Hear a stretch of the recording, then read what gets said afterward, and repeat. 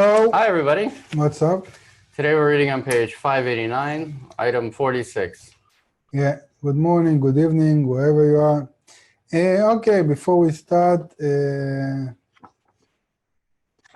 I'm still under a very strong impression from the quote we've read yesterday.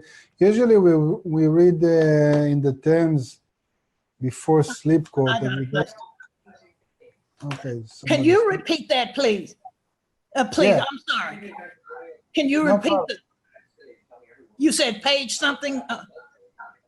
Yeah, we're reading in Preface to the Kabbalah and Kabbalah for the Student on page 586, item 46. Thank you so much. You're welcome. No problem. I caught up. Okay, good. So I'll try again. So usually every evening we read the before sleep quote, like together in a 10 on a Zoom. So yesterday was a very interesting quote that I'm not so familiar with, but I think it's written very good. So I'll read it and we'll start the lesson with that. So this is from Rav Kook's Lights and Faith. This is the name of the book, Lights and Faith. So I'll read it. One should always emerge from one's personal boundaries, which fill one's entire being to the point that all our ideas are only about our own personal fate. This degrades a person to the depth of smallness, resulting in endless corporal and spiritual suffering. Instead, one's thought and will and the basis of one's ideas should be given to the whole of everything, to the whole of the world, to man, to the entire universe. In consequence, one's personal matters will be established properly. The stronger this perception is in a person, the greater will be his joy, and in this way he will be rewarded with more illumination of the godly light. I think it's a cool excerpt. Okay, so hello everybody, what's up? So today we have a very fun lesson.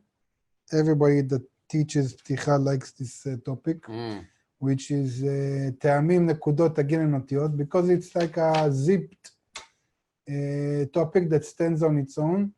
So you can actually teach it without all that what came before it and all that will come after it. And also it fits in one normal lesson. So it's like the ideal material. But before we go into that, and let's just remind ourselves what we talked about last time. And so last time, actually what we're doing lately on this course is we're talking about the descending or cascading of reality from the moment of creation to the reality of our world. Correct? Correct. Good. All the part in which we ascend from our world back to adhesion with the Creator. We're not talking about in this course only as example or reference to what we've talked so far. Correct? Correct. Good. So now in this process, we usually are focused here, and sometimes we do some terminology, general concepts of the wisdom of Kabbalah in general. Okay? Okay. So last time what we've talked about how in the process of the creation of the world of infinity,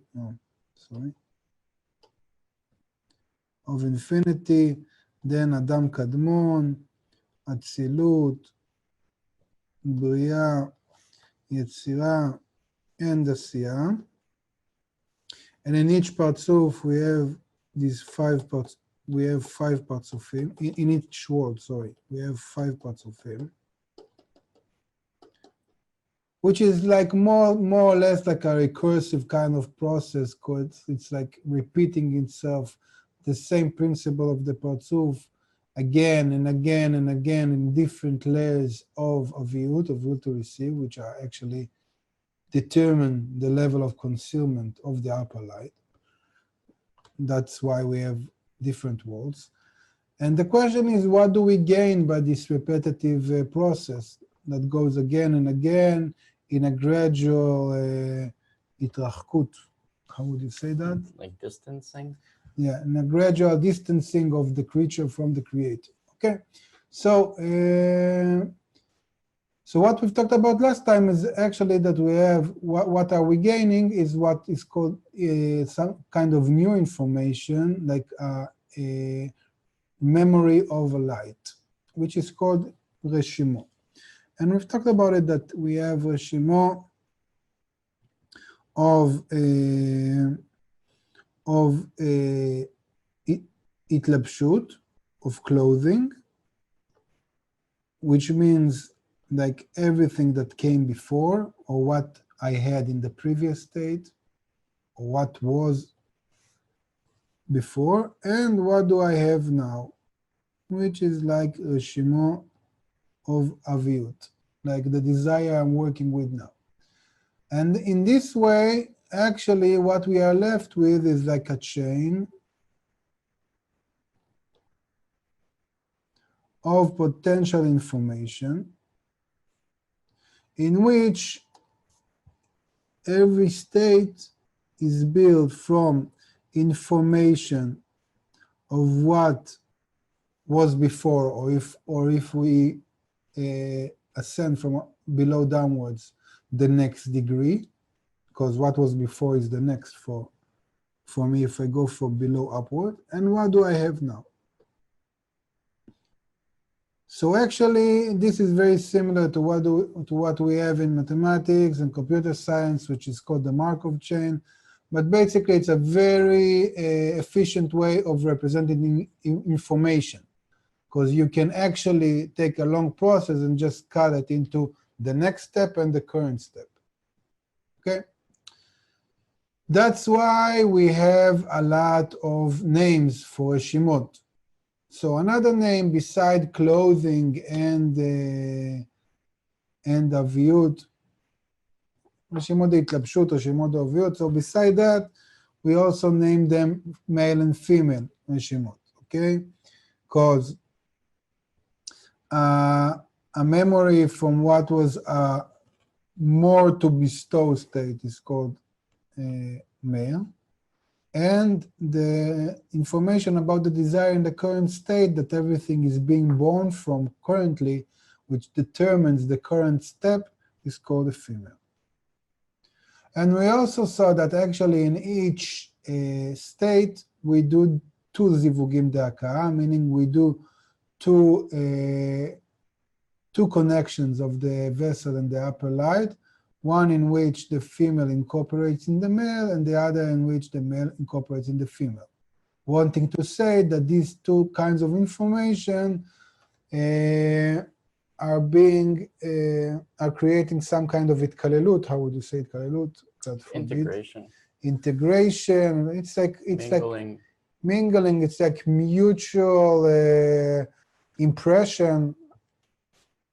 So from the level of the female going into the male, we only have a level of a rosh, of a head, meaning some kind of what was or what could have been kind of state. And from the male into the female, we actually have rosh and guf, meaning what is possible to do now and the action in doing so now. Okay? These are how the parzufim are built. This is all what we've talked about last time. Okay, everybody's feeling good with that. That was like a emotional warm-up for the lesson. So let's start today's topic. So we're reading on page 589 of Kabbalah for the Student in the article Preface to the Wisdom of Kabbalah, under the heading Ta'amim Nekodot, Tagin, and Otiyot, item 46. Now we have clarified the bitush of Or Mekif and Or Pnimi occurring after the expansion of the Parzuf into a guf.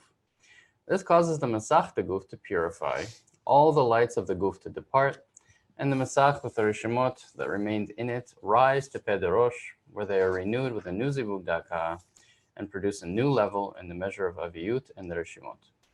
Now we shall explain the 4 types of lights, Tanta, Ta'amim, Nekudot, Tagin, Otiot, occurring with the bitush of Or Makif and the ascents of the Masach to Peh de Rosh.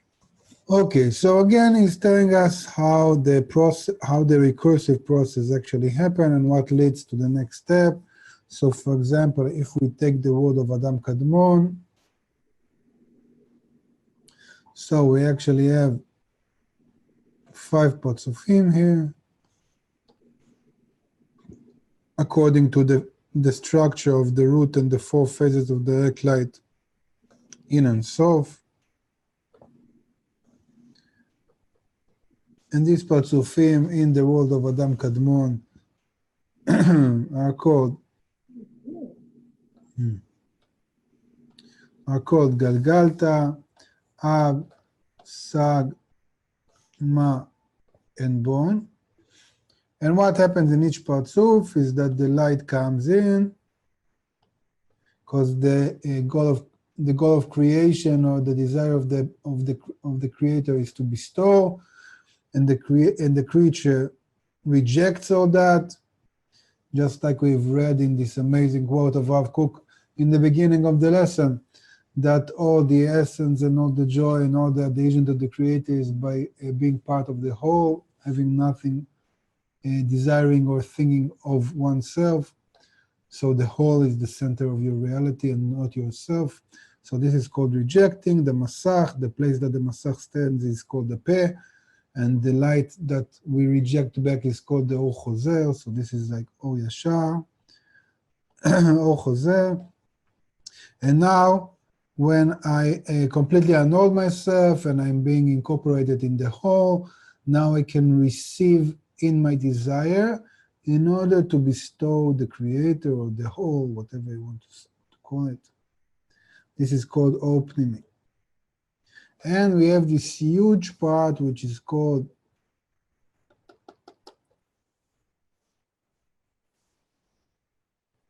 Sof, in which we cannot receive in order to bestow. And all the light that was supposed to enter into the Sof, because in the end of correction, all the light that was created will fill the whole creature that was created. And all this light that didn't get into the Sof, it stands outside of the Patsuf and is called Or Mekif. Okay, this is called Tabu. This is called Siyum. And now, because we received part of the light and we have this huge amount of light that we haven't received, because of that, these 2 kinds of lights, they create an action which is called bitush, meaning it's weakening, it's like beating on the masach, on my force of resistance that stands now in the tabu, which is here. And now, this action of beating, meaning the light I've tasted in order to bestow, and against it all this huge light that I'm incapable of receiving in order to bestow, are like pushing me either to receive all the light that stands outside of myself, like in the allegory of the meal with the host and the guest, with eating everything on the table, which is impossible because then I'll receive in order to receive for one's own sake, or to completely disengage from the state in order to keep in adhesion with the creator. That's what the Patsuf is doing. So the bitush actually causes what we call is the chechut, purification, in which the masach rise back to the rosh, to the peh again, and then a new level of aviyut starts to get into motion, and we start to try to bestow with that. And when the masach rises to the rosh, and it's called is the chechut or purification, it brings to the rosh these 2 kinds of reshimot that we just talked about it, which is the reshimot of itlapshut, what was in the previous state, and what I can work or try to work with now, meaning the biggest possible desire that I can try to receive in order to bestow with, which is like the reshimot of aviyut, 4-3. And this process repeats itself, and this is what caused the parzufim to emerge, one after the other. Now, what he wanted to say, let us take one parzuf, for example, and zoom in on that and see how in this process we're actually getting more details than what he just mentioned, meaning we're getting four different types of lights, okay? So if you're taking the structure of the parzuf,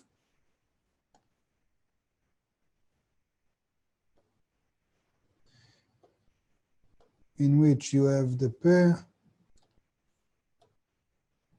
טבור, או ישר, או חוזר, או פנימי, סיום. So in this parzuf, for example, like a typical parzuf, we're getting four types of lights, which are called טעמים, נקודות, תגין, and אותיות. טעמים are like flavors. נקודות are like points. Usually malchut, the will to receive, is called a point, like a point in space, because it's like the minimal form of limitation. So you have טעמים, נקודות. תגין is like, it's like tags, actually, like you're tagging something. It's like meta information that rides on top of something. So if you want to classify stuff, or like in a blog, you have like tags. And otiyot, which are letters, okay? So these are just names. Or kelim. Or kelim, yeah. We'll see later on. Okay, 47. Item 47, page 589. It has been explained that through the bitush of Or Mekif and the Masach de Guf, it purifies the Masach of all the Aviyut de Guf until it is purified and equalizes with the Masach of Pederosh. Here, this one. The equivalence of form with the Pederosh unites them as one, and it is included in the Zivug Daka'a in it. However, the Masach is not purified all at once, but gradually. First from Pchina Dalet to Pchina Gimel, then from Pchina Gimel to Pchina Bet, then from Pchina Bet to Pchina Aleph, then from Pchina Aleph to Pchina Shoresh. Finally, it is purified from all of its aviyut and becomes as pure as the Masach de Pederosh. Now the upper light does not stop shining for even a moment and performs a zivug with the Masach at every stage of its izdachechut. And this is because once it has been purified of Pchina Dalet at the level of Keter has been entirely removed, and the Masach came to aviyut of Pchina Gimel, the upper light performs a zivug with the Masach on the remaining aviyut of Pchina Gimel and produces 10 sfirot at the level of Chokhmah.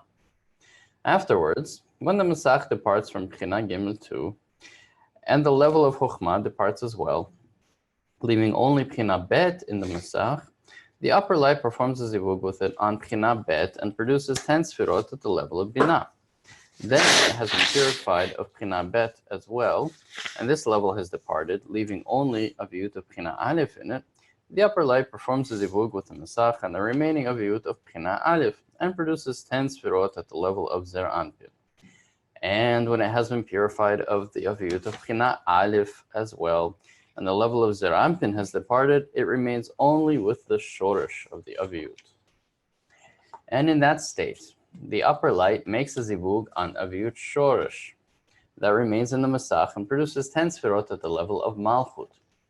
And when the Masach is purified of aviyut shoresh as well, the level of Malchut departs, since no aviyut de guf remains there. In that state, it's considered that the Masach and its reshimot rose and united with the Masach de Rosh, became included there in the Zivug Daka'a, and produced 10 new sfirot over it called a child, Ben, or a consequence of the first parzuf. Okay, just a second. So he's adding information like in a deeper resolution, and what he's saying, the process is not so simple. It's not just like the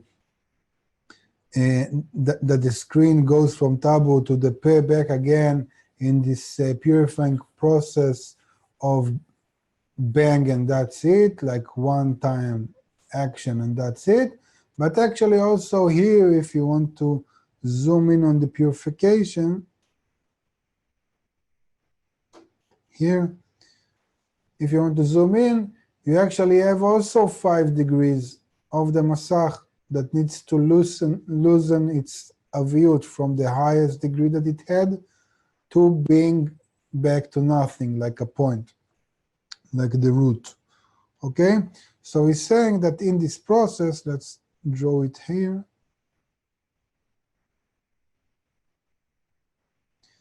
So in this process of purification, it goes through all the levels of aviyut.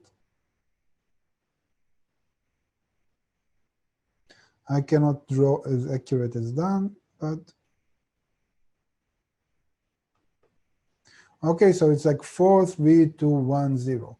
I'm not being accurate here, but it doesn't really matter. Just get a general idea. And in each level that it goes out, because the quality of the light is to completely bestow the creature, just like water that wants to fulfill everything, and they just go wherever it can. So on each level, you have a zivug de'aka.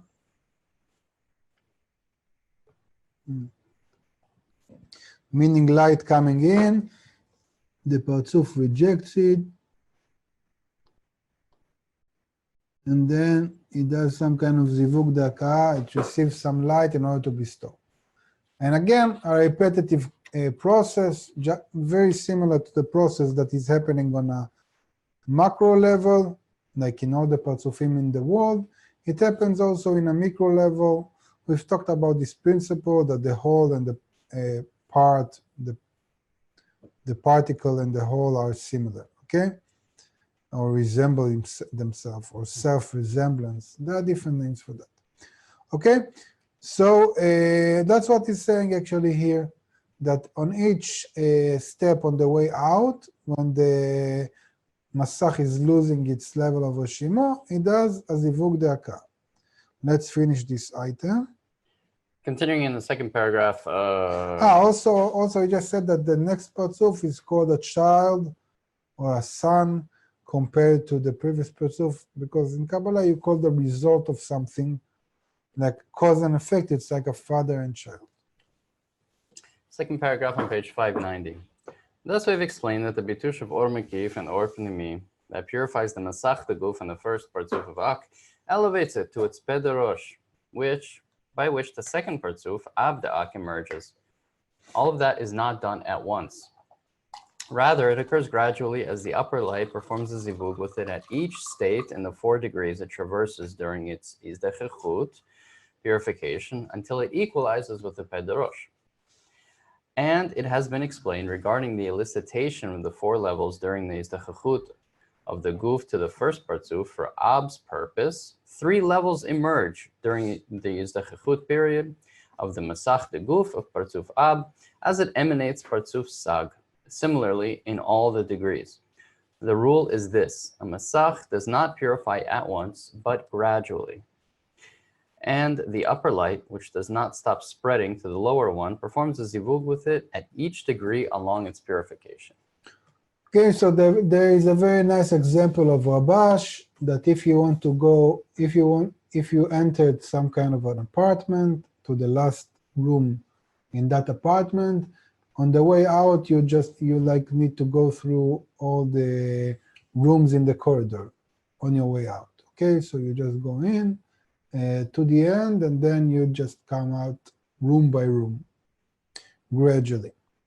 Okay, questions so far? You want to elaborate? I just wanted to add that this is a good part of the course to remind ourselves that the diagrams that we're seeing should be interpreted kind of emotionally. And not physically or schematically. Like the diagram of the Parzuf that Aran drew, the different parts of it, and we see kind of like the light coming out and stuff. We should try to imagine how that feels internally. Like this is the part of my desire that I'm able to be one with the Creator that I'm able to entirely bestow to Him, to receive for the sake of bestowal. This is the part of the desire that I can't do that with. And then and now it's becoming dynamic. Previously it was all static. Here's the first Parzuf, second Parzuf, third Parzuf. Now we're talking about how things are changing throughout going between the Partsufim. And we need to here kind of engage our emotions and our intellect to bring it a little bit closer to home, a little bit down to earth. And although, this doesn't relate to us directly, this is still the creature, it's very far away from us and everything, this is still related to something that we're intimately connected with, which is desire itself. So try to, all of this, all the diagrams that you see, try to interpret it more emotionally and not like very rigorously schematically. No questions so far. No good. Somebody wants to ask live? I have one question. The question, maybe I'm completely confused. Sorry if it's very. So the light level of nefesh, ruach, neshama, haya, yechida, do they have any correlation with tamim, nekudot, tangin, or otiyot, or there's no relationship between them? Again, this is like asking. Does let me think of an example. Like, does the calories in a cake refer somehow to different flavors in the cake? Yes, you can say that there is some kind of relationship, but flavors come to describe certain aspect of the cake, and calories come to describe a different aspect of the cake. So I don't know why is it useful to use it here. You can divide anything to the 5 degrees of the lights, just like you can divide anything to the 5 degrees of a view, because it's one against the other. You can divide anything to creature and creator, light and vessel. You can divide anything to wash, planning, and goof action. So what? So you can divide, it's like, try to describe a certain aspect of our reality, like what happened to you in the morning when you got up. So you can describe it in 1 million ways, depending what you want to talk about, your chemicals in your body, about how you felt, about the context, about I don't know what. So I wouldn't get into that, but yes, there is a connection. Good, thank you. And just one more, maybe small question. It seems the more we go into Pticha, we realize the holographic structure of the creation, because I see that pattern repeats every time in every stage. It looks like a repeating pattern every time that you go through a parsuf. Maybe I'm wrong. It's a question. It is a question, and saying, is that correct? That we see that pattern every time at every stage? Yeah, it's correct that we see a pattern here because of the structure of the parsuf and the walls, and that's why this part of Pticha is like, I don't know how you say it in English, but it's like so fun, like a Boy Scout trip, because it's pretty simplistic in terms of like black and white, creator and creature. You'll see later on, especially after the second restriction, things are getting a bit complicated. Maybe it's like, you have physical mechanic. So it's nice, I have an object, I push it and it goes, and you have some kind of resistance, and you have the same force working here, working that. That's very nice. Every kid in high school almost can grab this concept. But when you go deeper in the rabbit hole, then you find out that it's not so simple. And suddenly you have these quantum phenomena that each particle is actually, how do you say itabchut? Inverted? No, itabchut. It's like this quantum physics term. Let me see how you say it in English. It's an important. What is it doing? It talks about how it's like a physical phenomena that makes wave interference. Okay, so you call it wave interference. So actually, it means that you cannot talk about a certain particle without talking about the whole universe that it's connected to. Because once you change it, it's all tangible. It's like it all connects to one another. So you cannot just cut a piece of it and talk only about that. And this makes things more complex, because now if you don't own the highest resolution of the system, just like we talked in the beginning from Rav Kook, if you're not identified with the whole, if you don't have this synergy point of view on reality, you don't understand anything. So you're like completely lost. Okay? So now, yeah, there are cool patterns. You know, it's like fun. We're having fun. Everybody's okay. No questions. That's what we have to try to kind of project it a little bit more, because it's really easy to just commit this to memory. Well, not easy, but it's possible to commit this on a very like shallow level. And that's why here we need to engage like a more emotional response to what's happening. Question from Lucian. Yeah, sure. What is the difference between a bitush and a zivug with respect to the Or Yashar? First of all, Or Yashar is only being felt in the Rosh, in the beginning. And then it must be restricted, because we cannot work with the upper light, with the direct light. Because if you work with the direct light, it's like you're opening yourself from above downwards. This is, in order to receive this is impossible. So you need to reject it all. And by rejecting that, you're actually saying to the Creator, I don't want anything for myself. It's only to the extent that I identify myself with the system, with the whole, with you. And this is called the Or Chozer. And by doing that, you can receive to a certain extent, to the extent that you identify your part with the whole. So I'm receiving in order to bestow. This is called Or Pnimi. This action of striking and coupling with the upper light is called Zivug De'aka. This happens in the Rosh, in the Peh. Bitush is completely something different. Bitush is after you received the Or Pnimi to the fullest extent possible and bestowed by that.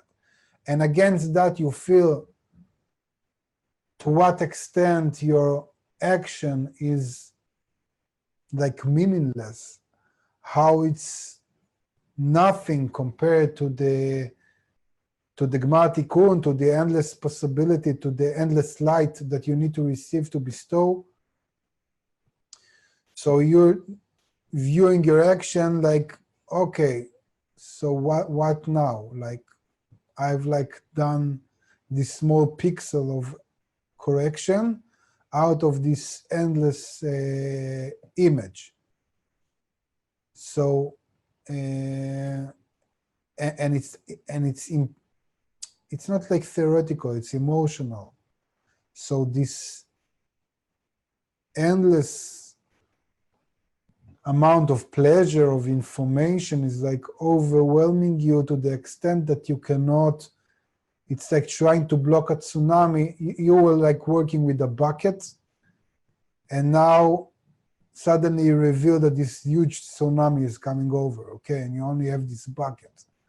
So either you're gonna surrender to the tsunami and let it rule over you, which is impossible, or you are willing to go to the desert, to have no water at all, start all over again, just to be in control of the process to some extension, okay? Like, literally, or at least mathematically, the difference between Bitush and Zivug with respect to the Or Yashar is Or Pnimi. You can think of the Zivug as splitting the Or Yashar into Or Pnimi and Or Makif. And then the Bitush is like that impact between the Or Pnimi and the Or Makif. Like that dissonance that the creature feels in not being able to accept the entire tsunami, I guess, in this case. I don't know if this is the best time to talk about that, but yeah, with all the current events. So a question from Karen. Can you explain further what Merdad meant by holographic? What? Holographic, I guess he meant by holographic usually refer to a picture that you can see the whole, and then you see a part which is similar to the whole. So you see like patterns, okay? This is always, can I? Yeah, It's sure. always a little bit confusing because we're used to, when we think about, at least when I think of a hologram, I always think of those like little stickers that you move like this and you can kind of like see it like move like in space and stuff. But a true hologram is actually much more complex and it's built with like, I don't know, lasers or something. It's a much more complicated structure, like an actual true hologram in 3D, and it has a property of, if you take a small part of it, that small part contains the entire picture, but at a lower resolution. So every time we have this example of a hologram, we have to give this background of, how a hologram actually behaves. And so, if you take like a smaller part of it, it is the entire picture, but the smaller it is, the lower the resolution of the entire picture. And if you take the whole picture, then you get the full resolution. Yeah, it's like, you can Google fractals if you want to read more about it. It's similar principle. Just maybe I'll say it in a more simplest way.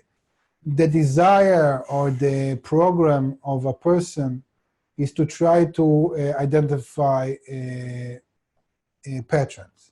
So you can say that this need to identify patterns is because of our ongoing anxiety and our lack of psychological security, that we need to find order in our world, just like we invented psychology or religions, or this kind of stuff that are supposed to give us some kind of, or like we invent human society in a way that we want to have these rules that happen every day, something that makes our world very clear. Or you can say it's because of our internal desire to attain some kind of divinely order, just like we talk in Kabbalah, that there is some kind of principle law that we are programmed to attain. Doesn't matter how we want to talk about it. In the end, we all have a need to find patterns. It's a very basic, childish kind of thing. A lot of games of kids are about finding patterns. For example, what we try to do with big data is try to find patterns. All the Greek philosophy actually started from trying to find patterns, okay? So it was about trying to find the patterns in nature. So this is a very naive kind of basic need. So I'm saying, okay, let's go with the patterns until it will be more complicated to find patterns.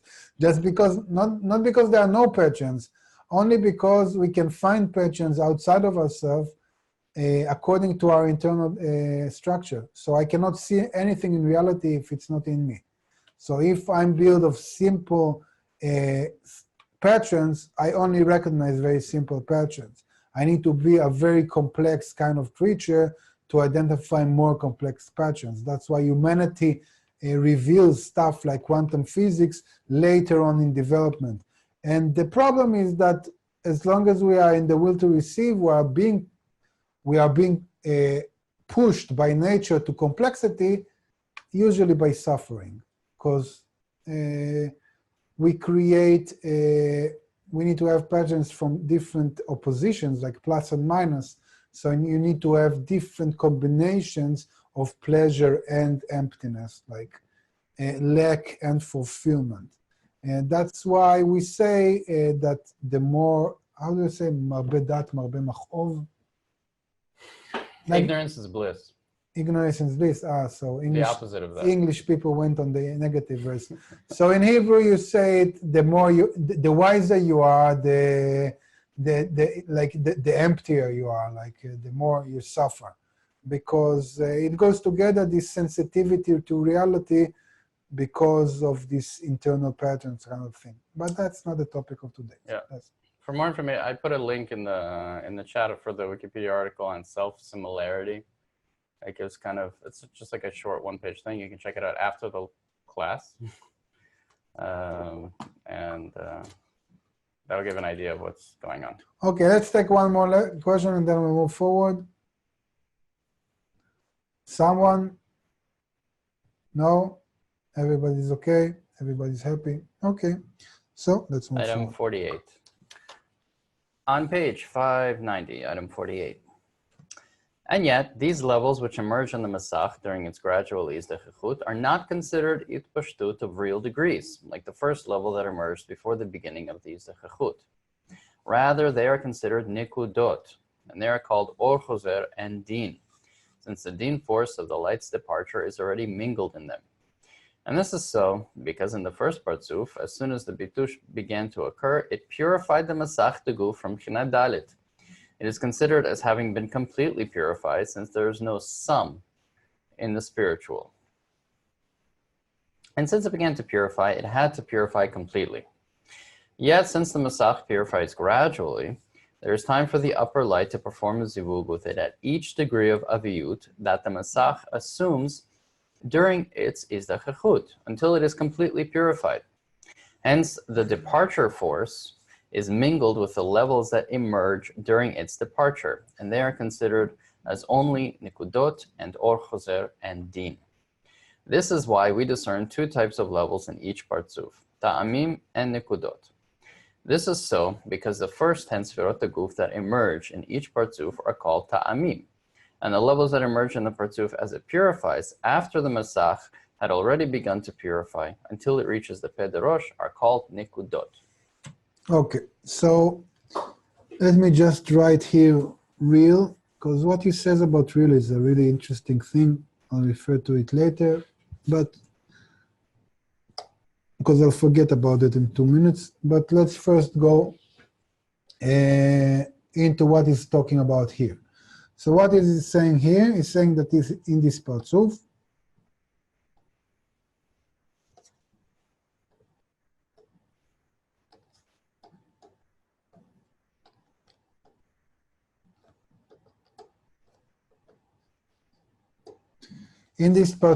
after the bitush starts, and then it purifies itself in these different levels.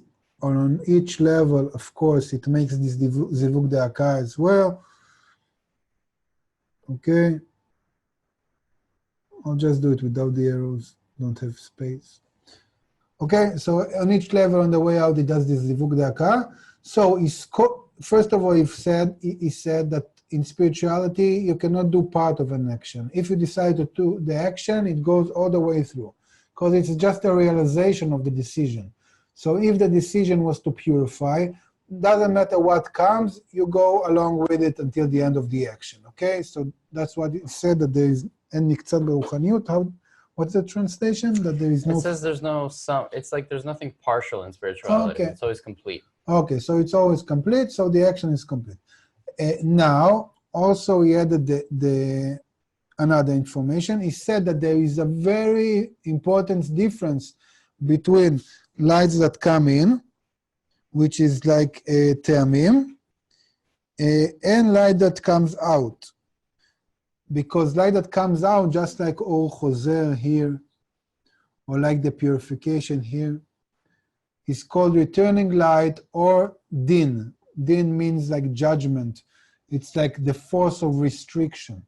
So there is even that the action is similar, there is a profound difference between the same action that is being done in the tendency to receive and the same action that is being done in the tendency of the light goes out, okay, coming in and going out. So when the light goes in, it's called te'amim. Te'amim. This is the light going in. And the light that enters, te'amim. Te'amim. Yeah, they spell it ta'amim in English, but. And the light that we receive on the way out, meaning through this zivugim de'aka that happens on the purification, are called nekudot. And you can ask, what is the difference? In the two cases, the light is coming in order to bestow. But this is a huge, huge, huge difference. Okay, this is actually all of our life.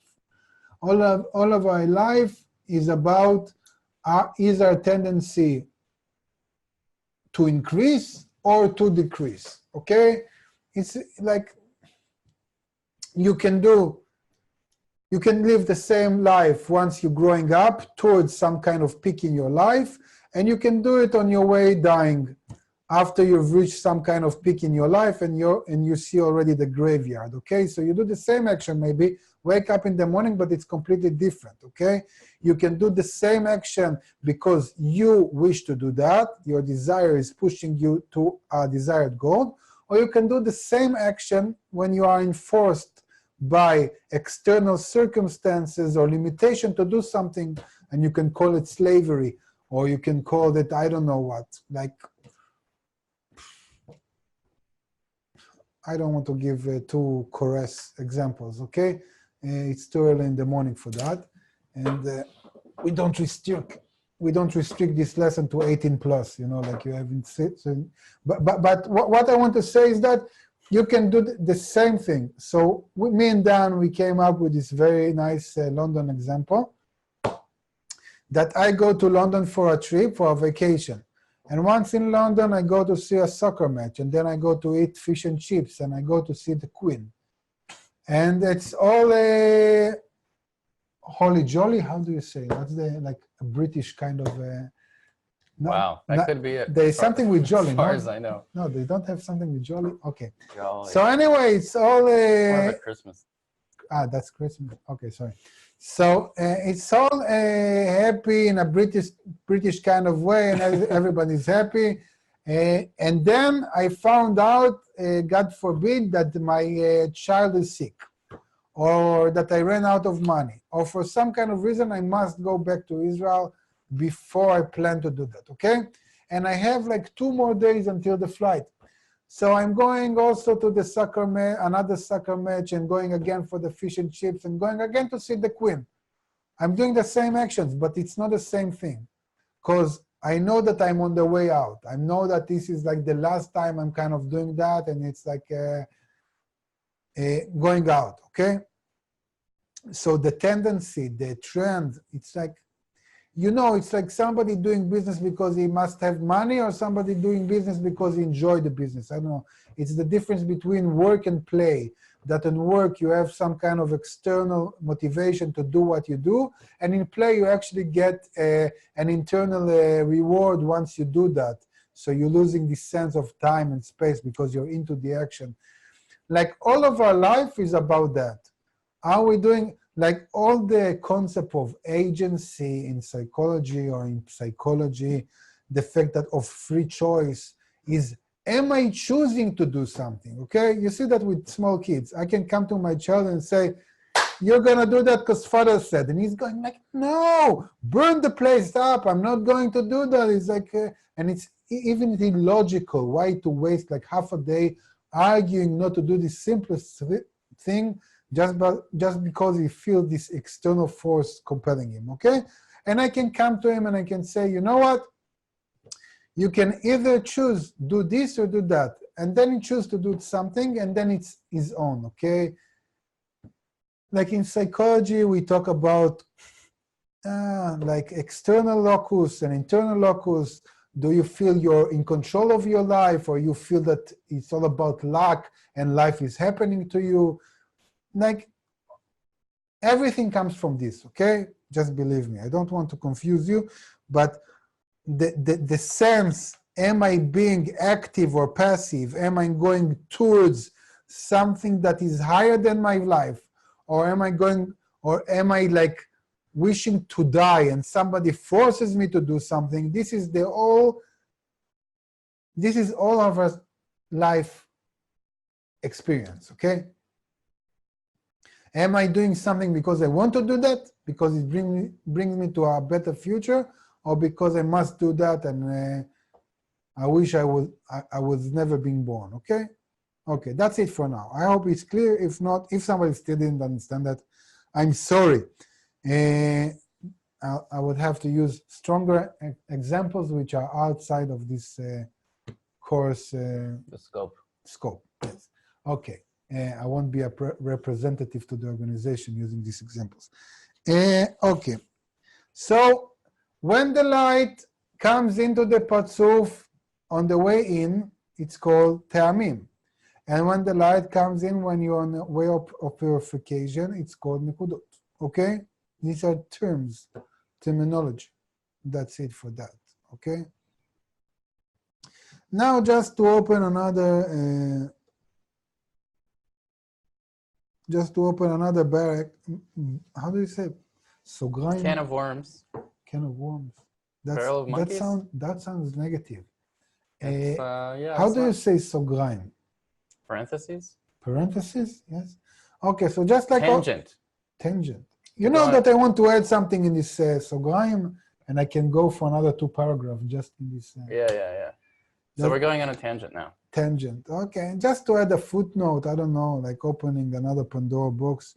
So when he's saying here, it's also negative, huh? So when he's saying here about real, where was that? Real. Yeah. It says in the beginning, read the first, real the degrees. first sentence. Yeah. They are not considered at these levels, we're talking about nikudot now, that emerge on the Masach during its gradual purification, are not considered hitpashtut, or expansion of real degrees. That's it. What does it mean? Because you can, what actually does it say? It says that, you know, the fact that you have zivug de'aka here in the same process, just like in the level of the Partzuf, and actually, if you want, we'll later see that in the worlds, sometimes Kabbalists talk about zivug de'aka of a world, okay? So actually, you can say that this action of zivug de'aka, it happens also on the level of the world, also on the level of the Partzuf, and also inside of the Partzuf in the purification process. So why is this level considered the real degree and not a higher resolution or a lesser resolution? Okay, this is a question I just want you to ask yourself. Ask yourself, why do you consider a certain aspect of your life real? And for example, I got married in my real life, but if I see a wedding in this TV series that has like think of these soap operas that people see three episodes a day, okay? So they're actually living this soap opera. Or think about dreaming a dream or playing a computer game that you're completely in it, okay? So what makes my life real and not this dream or this soap opera or this computer game real? Although it's the same thing. We know that I come to the same kind of identification or immersion into this action. The same thing. Okay? We know that with virtual reality, I can create, again, a certain physical aspect of a person that he doesn't know the difference between real and not real. Okay? Because he feels it, he senses it in his corporal body with this illusion in his visionary. So why is something real? Why taking drugs and feeling that I can fly with this psychedelic kind of phenomena is not real? This is a question. Okay, nice. That's it. But we Now, can't tell them apart. We know what's real and what's real and what's not real. Question. You said so. We'll leave it at that. Kabbalists say that after you come to spirituality, you saw that you were in a dream. Doesn't matter. We won't open it now. The question is on the table. Now, questions about what we've talked about in the Pticha? There's one classic question that always comes up here is that when does this process stop? Honky dory. Yeah, that sounds English enough. Honky dory. Okay, sorry. Oh, somebody. Is when does this process stop? So we have nikudot, right, that are rising up, and they're also performing zivugim da'aka. Does that mean that there's also a rosh, toch, and sof? Yes. There?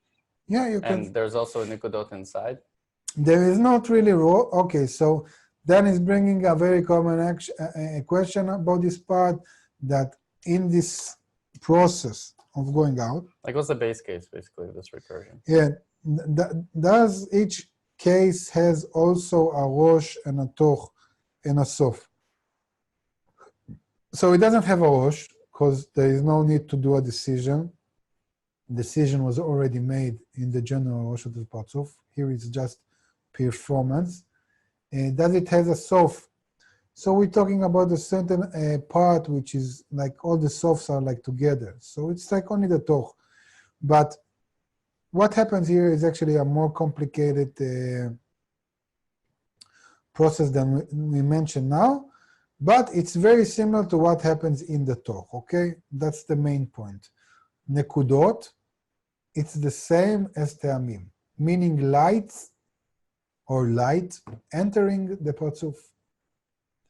But when it's on the way in, it's called development, or ta'amim, and when it's on the way out, it's like regression, like nekudot, although it's the same, okay? This is very important, okay? It's very important. Again, I don't have enough words to explain it. It's like it's so self-evident to us in our life that we don't even pay attention to. But having $1 million when I had nothing and I'm going into being a millionaire, it's not like having $1 million after I've had 10 million and then I lost 9 million, okay? It's not the same. Although it's the same $1 million, okay? And it's not the going on a restaurant on the first date with your future wife is not going on the same restaurant when you try to save your marriage and you see that it falls apart. Although it's the same action. This is all of our... So depressing, man. What? No, I'm trying... No, okay. Give me a good This example. isn't like a negative thing. This is like a part of the process established by the creator. Yeah, but also death is part of the process, you know. We just look at it because... Exactly. Yeah, but we cleave to the pleasure. So we like, on our way in, we just like, don't let this moment go. Yeah, like Faust, okay? So I'm willing to sell my soul to stay in this moment. That's it. And this is not life. This is childish dreaming, okay? And then when it goes out, you're like, I want to die. But this is life. It's like inhale and exhale. So as long as you're cleaving to the pleasure, you're like an animal being played with. So you have pleasure, you don't have the pleasure, just like an addict, okay? So I get my stuff, I don't get my stuff. I get my stuff, life is good, life is bad. Like a child, you know, they took my toy, I want to die. And once you go in a general process, so again, you know, every time you exhale air, you're not going like, oh my God, my oxygen, I'm losing my oxygen, I want to die, you know, just give me I don't want to feel anything, just keep my oxygen inside. It doesn't work like that. Doesn't matter. Okay, don't be negative then. Okay, we have questions about this? I do. No. Yes. Would you please explain, you've already explained what tamin means and what netkut means, netkudot. Can you now give us a definition for tajin and othiot? No, because that's the next time. Questions about what we've talked? Yeah, but Yes. they came up in the material. No, they came up in the title, but we still didn't finish. We have one more item. That's item 49. It's the next one. Don't worry. Leave something for the rest of the Get to it in a second. Okay. Yes. Lucian, yes, go ahead. Okay, thank you, Aaron. When you were talking about the that event coming from it, from say a negative or a positive, would you use the Hebrew word hitlabshut, the clothing of that event, how it's perceived or how it's determined? Would that be appropriate, Aaron? No, hitlabshut is clothing. Clothing means what in our context now. Clothing means what was. Okay, what was in the previous. And now we're not talking about what was, we're talking about present and future action, okay? Hitlabshut was in the terms of parzufim, what was in the previous parzuf, okay? I'll just There's an aspect, there is a little bit of that though also, because so we have the Rishimo of Hitlabshut, and Rishimo is like, you know, the memory or in the past that we'll also talk about now, because Rishimot is actually the answer to the question that was just asked about the Gina and Theot. But the... No, don't answer that. No, it's the next item. It's a little hint. It's a bad education too. So, but we also have Hitlabshut in the current degree. The Or Choser clothes the Or Yashar, the Hitlabshut, right? And you can say that during the Nikudot, like that clothing, like since the Masach loses its Aviyut, then that clothing weakens on the Or Yashar. Yeah, okay, yeah, you can say that there is always clothing, but this is not what you ask, so don't get confused. How do you say, like... I love these questions. Tagdim. Yeah, okay, I love it that you love it. How do you say tagdim? Precedent? Precedence. So you set a precedent. Yeah, you set a precedence for relating to things we haven't, that are the next item. So just to say one more thing, maybe to close it. because it's like a cool kind of thing. The only way to rise above ups and downs, meaning ins and outs, and see them as part of life, meaning above the positive and the negative, is to identify oneself with a higher level, meaning to identify with a greater synergy. So, for example, you don't go into depression every time millions of cells die in your body every moment, or every time you exhale air, because you don't identify yourself with this process, but with something higher that this process serves, okay? Also in humanity, all kinds of ideologies, okay?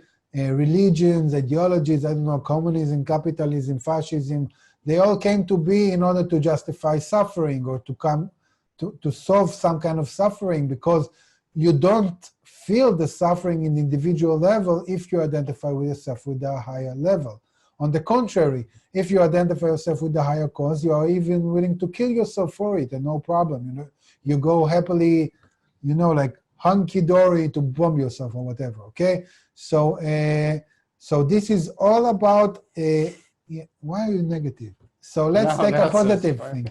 So once you come to identification with the Creator, that's why leaving your corporal body is like changing a t-shirt. Because this process of life, death, pleasure, emptiness, they all come to serve a higher kind of state. Okay, this is very simple, because this is the only solution. Like there is no solution. Like the only, you know, like I don't want to get into that, but this is like the question of humankind. Okay. If the Creator is so good, why there is so much suffering? Okay, and there is no solution for that. No solution for that.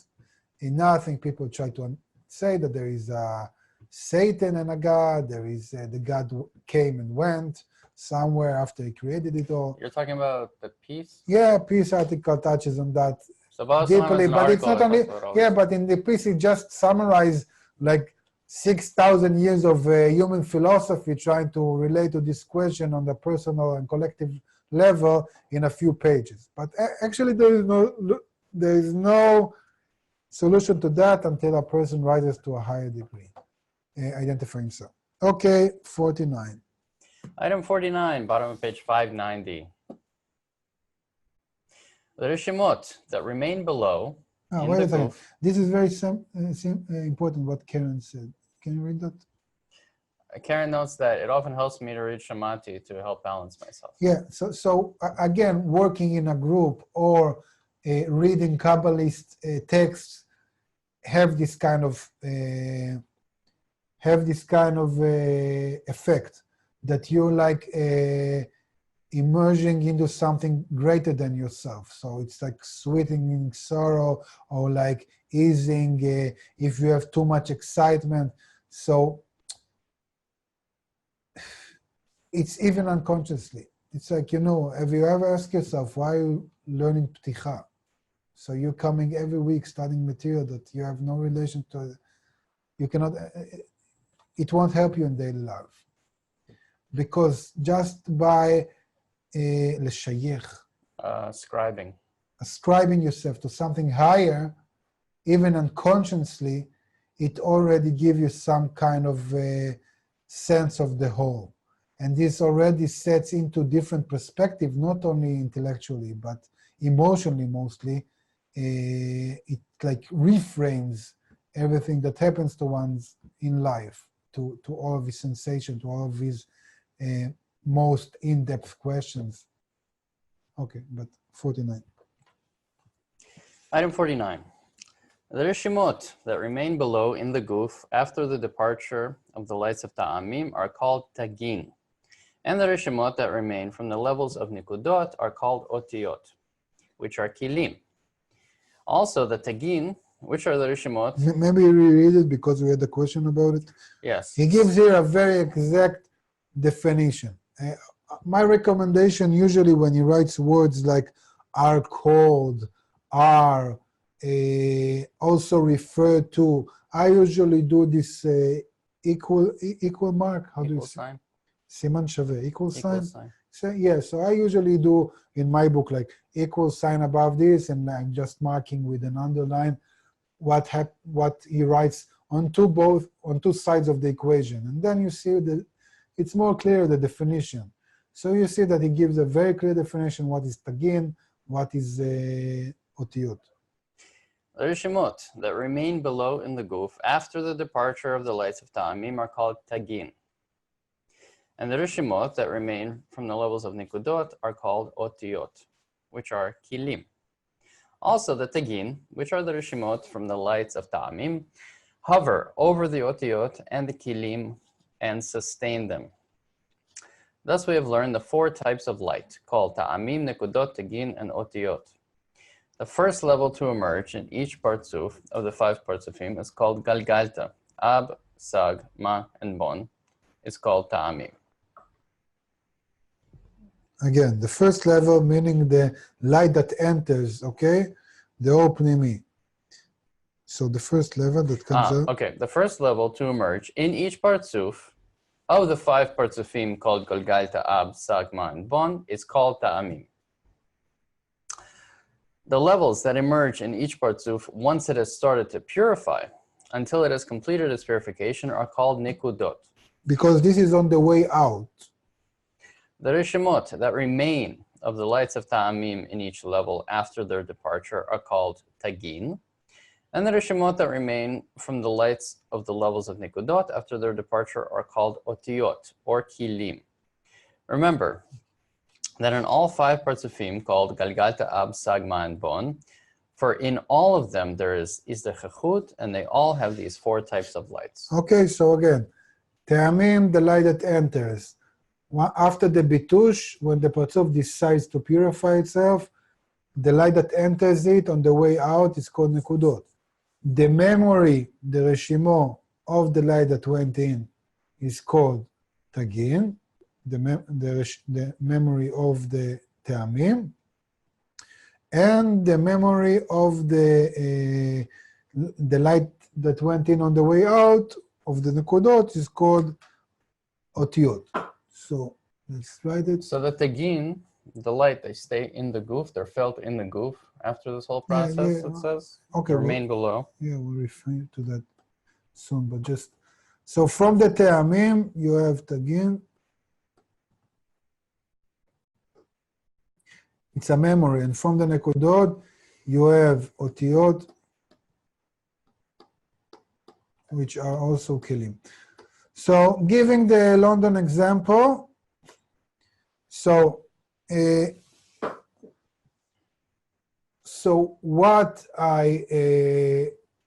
pictures, for example, I took when I was in London enjoying myself are like the tagin, and the pictures I got from the experiences on the way out, meaning these are already, it's not only a picture, it's like a picture together with the sensation of the limitation. What limited me or what caused me to get out of London and not stay there are called otiyot. Okay? And these are very important for future use. This is like the profit we have of this process, the tagin and otiyot.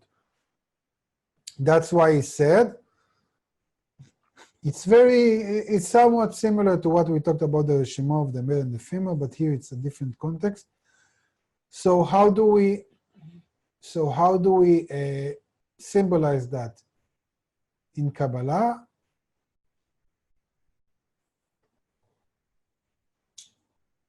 We'll do it nicely.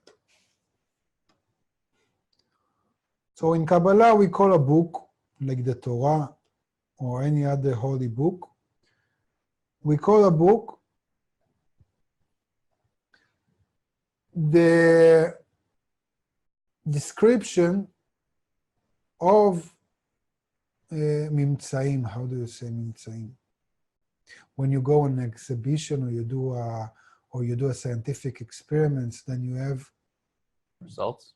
Yeah, but there is a scientific word for that. You know that you write about the results. Conclusions.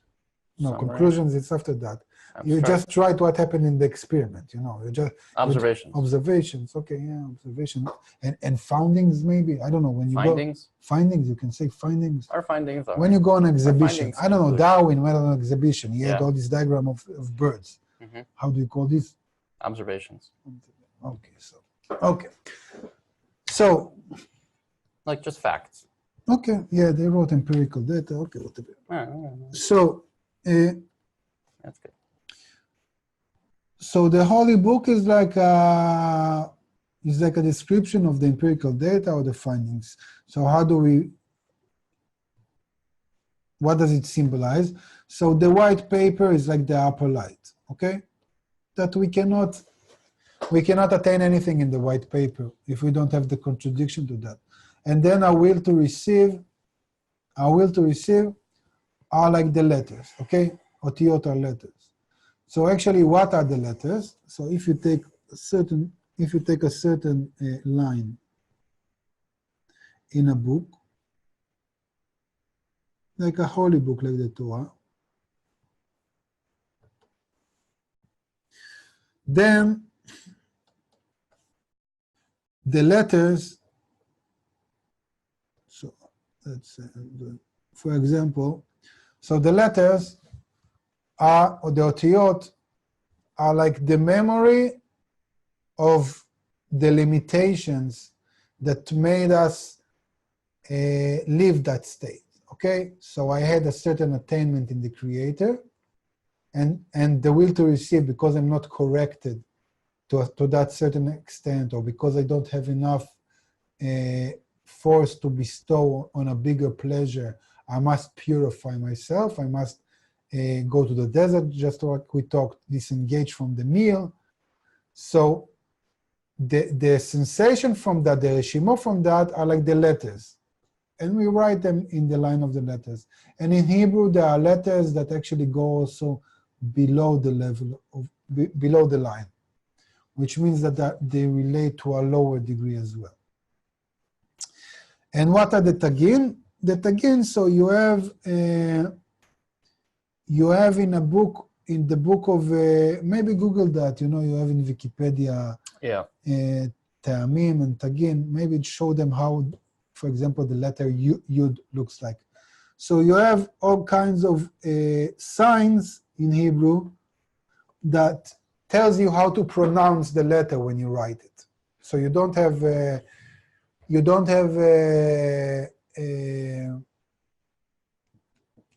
how do you call it? You don't have like a, in English you have the letters like A, U, O, how do you call them? Vowels. Vowels, yeah, how to pronounce it, no. Yeah. That you have the letter that tells you how to pronounce a word. Mm-hmm. How do you call it? A vowel. A vowel, okay. So in Hebrew, maybe a vowel, I don't know. So maybe in Hebrew you have actually all kinds of signs which are called either nekudot, if they come in line or below the line of the letters, they are called nekudot, or if they come above the line, they are called tagin, or te'amim in certain aspects.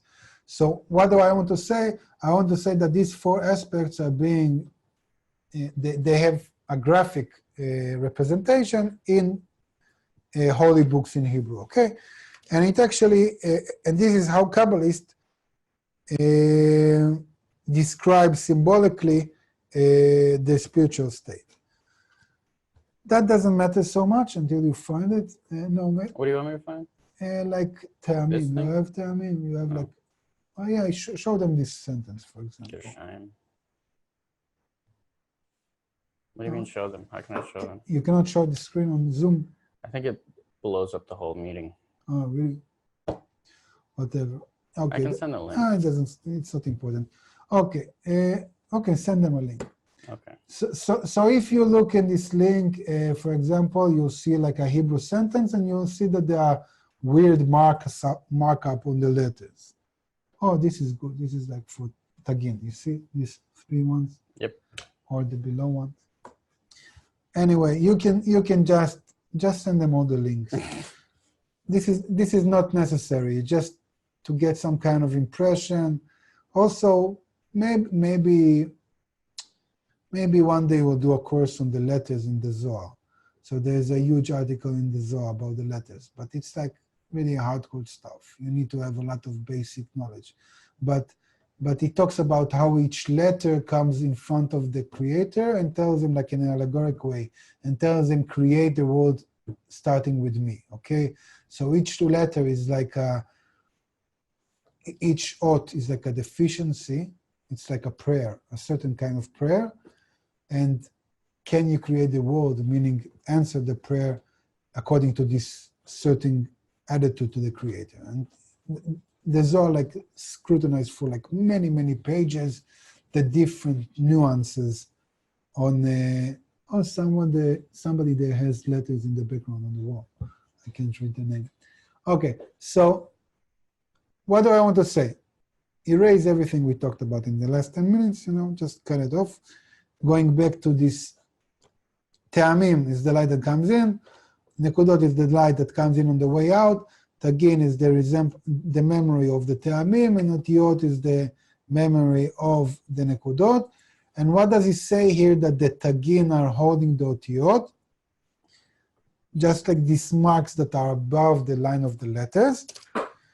Wanting to say that without a memory of a positive state, we couldn't have held the memory of the limitations, okay? So actually, we can work with the limitations only to the extent that the future state is more desired than the effort we need to give. And it's very common sense, okay? Think of it in your life. You'll never think of something or want something that you don't see the benefit out of, okay? So the effort, the exertion you need to give, it's just too much, so you'll just look away.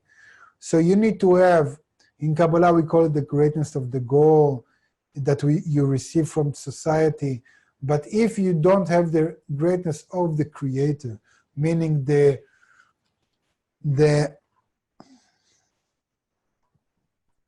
motivation to attain a higher level, more than the effort or the challenge or the limitations that you need to overcome on the way to it, you won't be capable of attaining that. You'll break on the way. That's why the initial desire that a person has when it comes to Kabbalah, through the question of what's the meaning of life, is there something higher, what's going on with my life, can only hold for a certain extent, 1 year, 2 years. If a person doesn't start to acquire a greatness of the goal from the society, meaning to get some of external motivation, he won't be capable of dealing with the future challenges that will come further down the line. Okay? He will just break up on the way. Okay. I hope that's clear. Now, ask questions. We have like... Merdad asked about the letters, like some letters like the Sof versions that extend below the line, what do they represent? Meaning there's Sof version that extends below the line, but not the regular version. Yeah, there are all kinds of stuff. In general, letters that expand from right to left express some kind of extent of the force to bestow, or chasadim. Letters that extend from up downwards, more or less, express the light of chokhmah, meaning how much it can receive in that state. Letters that extends below the line of the letters, come to show that it has some kind of influence on what we call the klipot, meaning it gives some kind of illumination to uncorrected desires in order to keep them going until they'll be able to correct themselves, and etc., etc., etc. And also, let's not go into it. Lucian asks, tangentially, why was Bet, the second letter, chosen to begin creation? So again, Lucian, I promise you that if we'll ever decide to do a course on Otiyot in the Zohar. You'll be one of the first to get the email, so just stay subscribed to the KBU newsletter, okay? Until then, let's leave it at that. That's it. Okay, Karen must sign off, okay? Questions about what we've talked? This is very, very cool topic because it's like closed topic, you know. You started, you finished, everybody understands more or less what it's about. Everybody's happy, like we understood something. And okay, so no questions, yes? Good. No question. We can finish earlier. We have stuff to do. They're saying that there is a class to teach Kabbalistic Hebrew. Okay, whatever. Okay, next lesson, we're going to talk about Rosh Toch Sof in each Parzuf. What does it mean? 49. We're on 50 next time. Yeah, 50, there's no. Yeah, so we'll talk about the Malchut of the Rosh that does the coupling, and the Malchut of the Guf in the Tabu that rejects the light. And it's going to be fun as ever. Okay, so to summarize, many important things in this topic, in this lesson. Beside the terminology, maybe the most important thing is the understanding that there is a complete difference between going in and going out, positive and negative. I don't know. It's like, it can explain why, you know, what's the difference between gambling and insurance?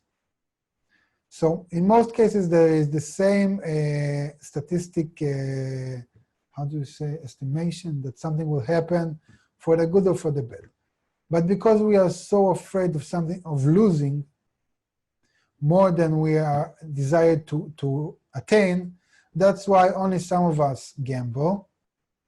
But most of us do insurance because we are afraid of losing what we have, okay?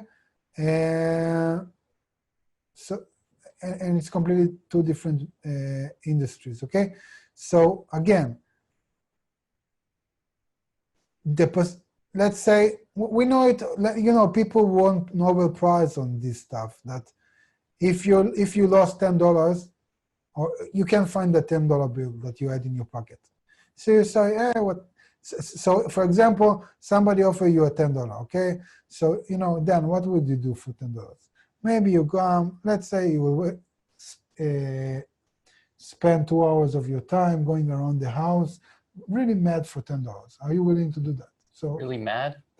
yeah, so usually, Dan won't do that for $10, okay? So then he would go to work and say, no, what is $10?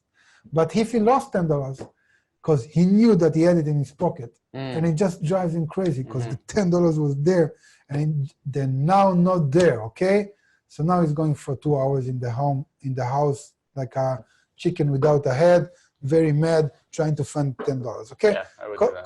Cause, not you personally, okay? No, I mean, I would do that. Yeah, I know, me too. I see what you're saying. Yeah, because It's a good example. always losing something is harder than the possibility to attain that.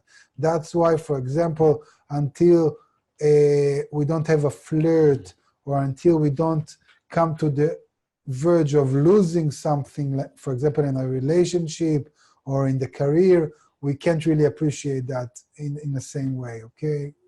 It's like, whatever, I had enough of examples, you know, it's like, no, in the end, too many examples, you just don't see the forest from the trees or whatever. What's the expression? That's it. Yeah? I don't see the forest What's the for the point? trees. What? What's the point? Yeah, seeing the forest from the trees. Because what you're looking at are individual trees, and you missed the fact The that there's a whole concept of the forest. forest. Yeah, okay, good. Good, yeah, this is the same here. So we're trying to give flavor to the forest by giving another tree, another tree, another tree. I had too many trees for today. Let's wrap it up. Next week, this week actually, on Thursday, October 4th, on Mr. Grad lesson, it'll bring you the hottest topics straight from the morning lesson. So that's very cool. Yeah, how many of you are going to the cool retreat on the weekend? Actually, that's a great question. Yeah, that's All cool. right. Yeah, good for you. Wish I could be there. Very nice. Yeah, they told me too late. They're gonna get Gilad Shir and even Yvonne, I know, are Yeah, going. yeah. It's gonna be great. Okay. Yeah, that's going to be very exciting. Those guys are really good. Annual Kabbalah retreat is coming up. Speaking of which, this weekend, that's happening this weekend. It's not too late to make this decision and register. Retreat.kabbalah.info is the website. For those that can't attend physically, stay tuned for further info on how to connect virtually throughout the weekend. Kabbalah@kabbalah.info is the email address. Yeah, they Questions, write. comments? They write if you have any comments, questions, or problems of any type.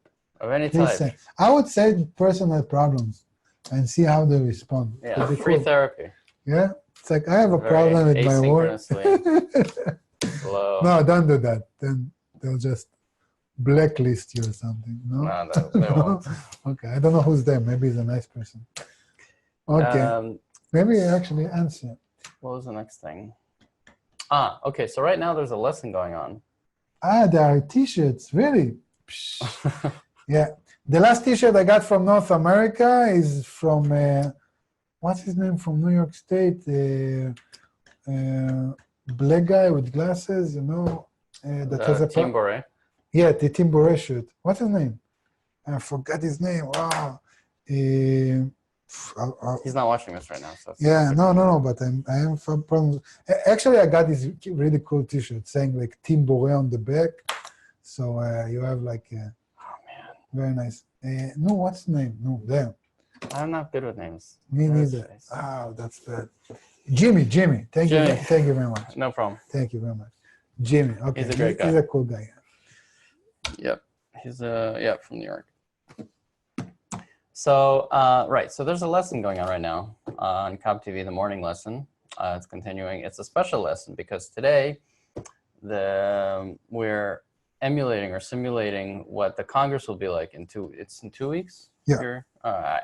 So in 2 weeks, there's going to be a virtual Congress, and it's going to be virtually based in Moscow.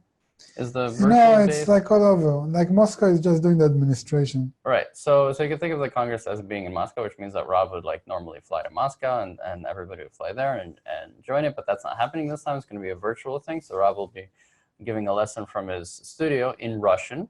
And that's what's happening right now. So there's a live lesson going on at this moment if you're watching this live, where Rob is teaching. My understanding is from the studio in Russian, which is a very special experience. So you can like switch over to that, I think, on Kab TV and see what's going on there.